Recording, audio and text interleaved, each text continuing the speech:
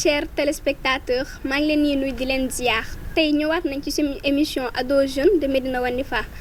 tey tamit amaat nañ beneen invité dama koy bàyyi mu présenté balaa ñuy dugg ci thématique bi. Bonjour tout le monde, bonjour chers téléspectateurs. maa ngi tudd Maïmouna Diédhiou. C'est avec un immense plaisir d'être là avec vous. Merci Maïmouna maa ngi lay jaajëfal bu baax ci sa teewaay tey nag thématique bi ñu bëgg a aborder moom mooy MGF mutilation génitale féminine. Loolu mooy xarafal yu ñuy xarafal xale jigéen yi xam naa ni que sujet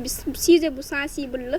et que aussi c'est un peu tabou mais daal dinañ ci wax avec respect et tout léegi tey ji Maïmouna dama laa bëggoon laaj lan mooy waral ñuy xarafal xale jigéen yi tey. Bon man je me dis que c'est un truc du passé je dirais bien parce que suñu maam yi ñoom tàmmoon nañ di naan que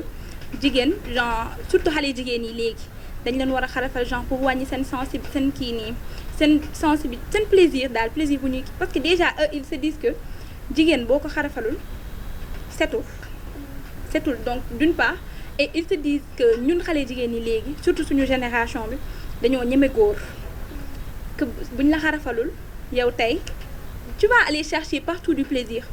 que tu ne vas pas t'abstenir loolooy wax bi cause pour laquelle alors que on voit bien que léegi que tu sois excisé ou pas c'est flagrant léegi yow imagine xale jigéen ñi est-ce qu'on peut se dire que dañuy xool xale jigéen ñi di ëmb nii les grossesses précoces genre c'est les filles qui ne sont pas excisées on peut dire que la plupart des filles qui sont atteintes de grossesse précoce sax je dirais sont des filles qui sont excisées. Ok merci Maïmouna dégg ngeen bu baax li mu wax ok léegi daal dama lay laaj yan gàllankoor la ci xale bu jigéen bi mën a jëlee. tey imagine-toi parce que même si on doit exciser la fille mais on doit les faire dans de bonnes conditions imagine que une seule fille que je dirais bien 15 filles soit excisées par un seul kii nii instrument loolu lan la mën a indi mën na la indil ay feebar yu bari genre mën na ci amaale sida parce que outil kii paaka yi truc yi nii day andi ay feebar yu bari mën na la andil lu ne ça peut aller jusqu'à la mort je dirais bien. ok chers parents dégg ngeen li may mën a wax bu baax kon kay comme ni ko Olof Njaay di waxee rek fagaru moo gën faju kon nañ arrêté excision yooyu ñuy def xale jigéen yi léegi daal est-ce que mën nañ am ay solution ay pexe ci jëf yooyu suñu maam yi di jëf xale jigéen yi. tey boo nee man je reviens à ton mot boo nee arrêté ça peut être un mot qui est touchant daal parce que ñoom dinañ naan ñoom yàgg nañ di ko def te amuñu ci benn jafe-jafe donc yow boo ñëwee tey nga ne leen on arrête c'est comme si yow tu mets en cause leur pratique leur lu ñuy yàgg di def donc gis nga dara booy waxtaan da ngay dem ak daal waxtaan ak nit ki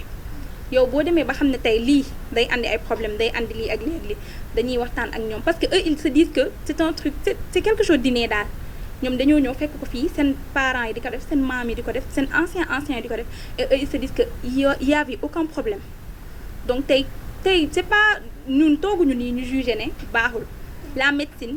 s'est améliorée nit ñi lu ñuy demee parce que on est dans l'ère du numérique et tout ça au 21e siècle et tout ñoom dañoo dem ba gis ne tey lors des accouchements les femmes qui sont excisées ñoom ñooy gën a am problème jur normalement ñoom ñoo dee jaar par césarienne et tout ça lu bëree bëri en plus les femmes qui ne sont pas excisées ils accouchent facilement et tout ça donc eux ils se sont dit que réelle cause yooyu noonu mooy loolu te jigéen yu bëri léegi on voit clairement que ay jigéen yu bëri dañuy dem jusqu'à l'accouchement ñuy ñàkk seen bakkan te loolu c'est pas ok nag dégg ngeen li mu wax comme solution kon nañ ci gën a bàyyi xel balaa ñuy tëj émission bi maay ziar waa kii 24 di leen sant di leen gërëm sans oublier waa Wandifa 24 merci